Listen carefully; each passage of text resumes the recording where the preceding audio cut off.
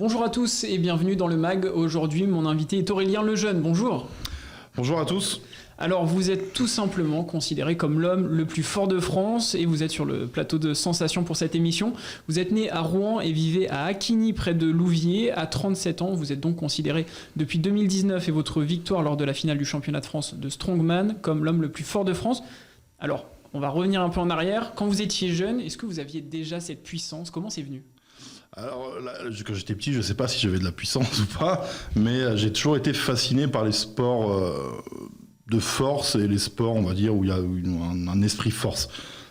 Donc, j'ai commencé à regarder, moi, quand j'étais petit, j'avais 6 ans, 7 ans, je crois. À l'époque, les concours de l'homme le plus fort du monde passaient sur Canal+. Et moi, j'ai commencé à voir ça étant enfant. Et je me suis toujours dit, je veux faire ça. Pourquoi, comment, je ne sais pas.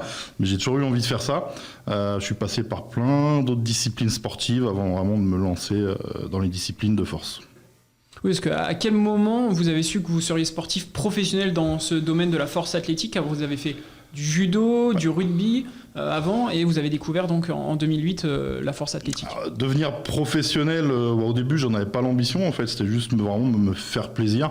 Et à l'époque où je jouais au rugby, je regardais mes performances à l'entraînement, sur plutôt la force athlétique au début, et je voyais que mes performances en fait égalaient, voire parfois dépassaient celles de certains champions de France. Donc je me suis dit voilà, c'est le moment. Je pense que j'ai atteint une maturité musculaire pour me lancer. Et lorsque j'ai arrêté le rugby en 2008, du coup, je me suis lancé directement dans les compétitions de force athlétique. Est-ce que vous pouvez nous présenter la force athlétique? Alors, force athlétique, c'est un sport de force, à différencier de l'haltérophilie. La force athlétique, ça consiste à soulever le plus lourd possible sur 3 mouvements, qui sont les mouvements de base de la musculation: squat, développé couché, soulevé de terre. On soulève le plus lourd possible. Celui qui a réalisé le plus gros total gagne la compétition. Quels sont vos records? Alors, au squat, 340 kg en compétition, développé couché, 320 kg, pareil en compétition, et 380 kg au soulevé de terre sur des compétitions d'hommes forts. Plutôt très intéressant. Donc, comme résultat, justement, en 2013, vous êtes le premier Français à dépasser la barre des 300 kg en développé couché en compétition officielle. Donc, quel souvenir est-ce que vous avez de cette période? C'était un aboutissement, en fait. C'est moi, quand j'ai commencé les compétitions de force athlétique, je regardais aussi ce qui se faisait à l'étranger. Et je voyais plein d'athlètes à plus de 300 kg développé couché. Mais en France, il n'y a personne. Dans la fédé officielle, parce que la force athlétique, on parlera peut-être, contrairement au strongman, la force athlétique est reconnue discipline officielle, donc on est reconnu athlète de haut niveau par le ministère des Sports.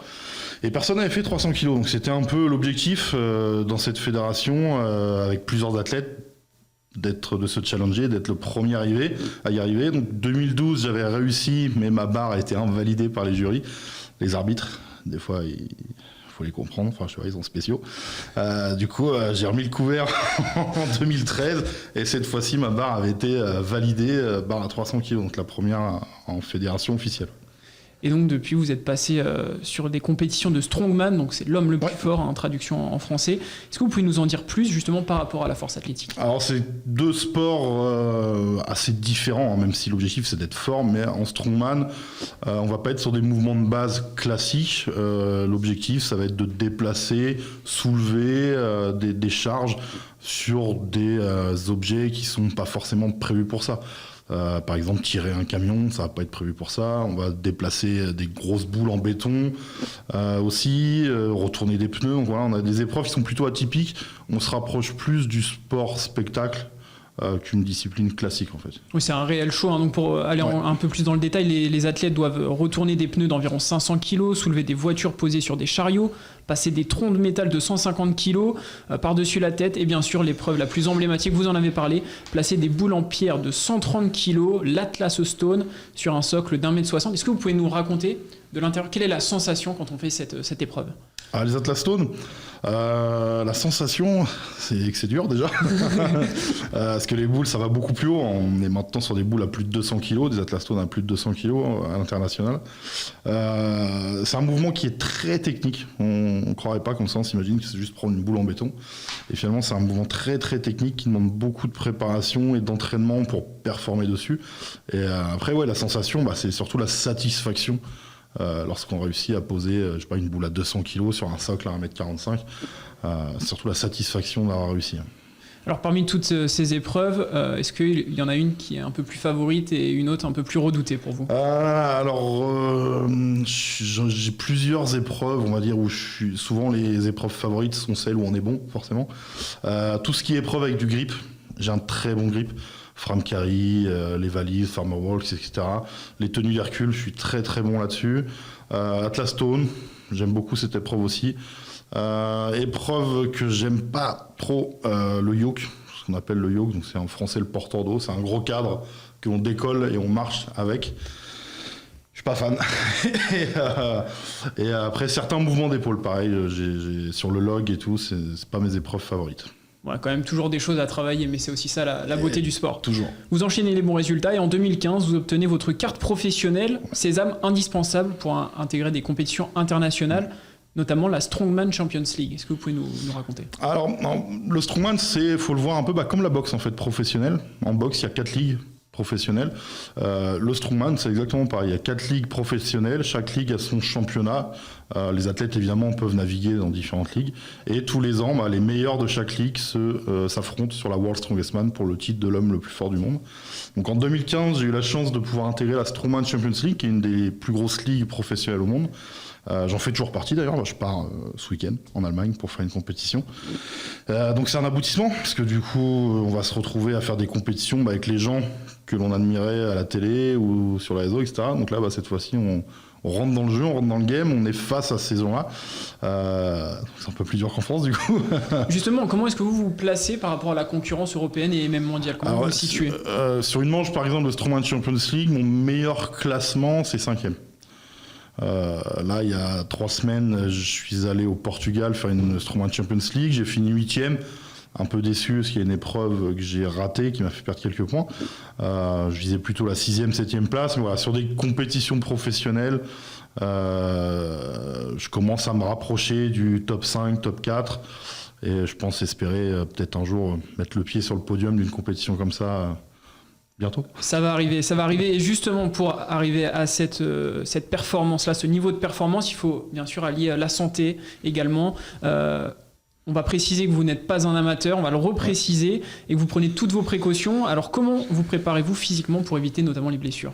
Avoir déjà une planification d'entraînement logique, pas de surentraînement. Manger correctement, même si on va en parler après, mais l'alimentation pour nous est importante. Souvent on parle de grosses quantités, beaucoup de calories, mais c'est manger efficace en fait. C'est beaucoup de calories, je peux les faire au McDo, ça va pas être efficace. Je dis pas que j'y vais pas de temps en temps. Donc voilà, avoir vraiment une planification bien établie et surtout moi depuis l'époque où je joue au rugby en fait, je fais du kiné, de la physio toutes les semaines. Alors même si j'ai pas de blessure.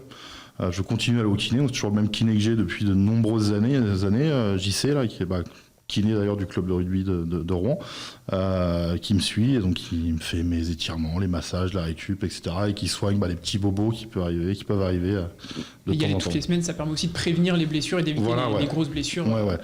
Souvent, c'est une grosse blessure. Alors, j'en ai eu l'expérience, évidemment. Même avec tous les soins possibles, on arrive à se blesser. D'une petite blessure, une petite douleur qui paraît anodine, finalement, on peut arriver à une grosse blessure et une opération après derrière. Donc, alors, un mot rapide aussi sur l'alimentation. 7000 calories par jour, quand un homme moyen ingurgite environ 2400 à 2700 calories quotidiennement. Sachant que je fais le poids de 2 hommes moyens, au final, je mange 2 fois plus, mais je fais 2 fois plus lourd. Je suis 2 fois plus lourd. Donc on a besoin d'une grosse quantité de calories efficaces, vraiment. Je précise, c'est important. Pas des calories vides. Notre corps a besoin de beaucoup d'énergie pour subir les entraînements et subir aussi les compétitions. Les compétitions, c'est une compétition d'hommes forts. C'est pas juste passer une épreuve et ça dure 2 secondes, c'est 5 voire 6 épreuves, parfois c'est sur 2 jours, ça dure plusieurs heures, donc il faut l'énergie suffisante pour subir ces entraînements. Et je précise également, on est sur la fin de l'émission, on pourrait penser que ce n'est une épreuve et un sport que de force et de brutalité, mais pas que, il y a également de la souplesse, vous le confirmez très rapidement ? C'est mon kiné qui va rire quand il va entendre ça. Il faut de la souplesse de mobilité, oui. Mais... Voilà, vous savez tout. Merci à vous, Aurélien Lejeune, d'avoir participé à notre émission. Merci à vous pour votre invitation. On vous retrouve sur Instagram, Aurélien Strongman. Allez suivre son actualité et bientôt sur YouTube. Sachez que vous pouvez également retrouver cette émission sur notre site et application Radio Sensation.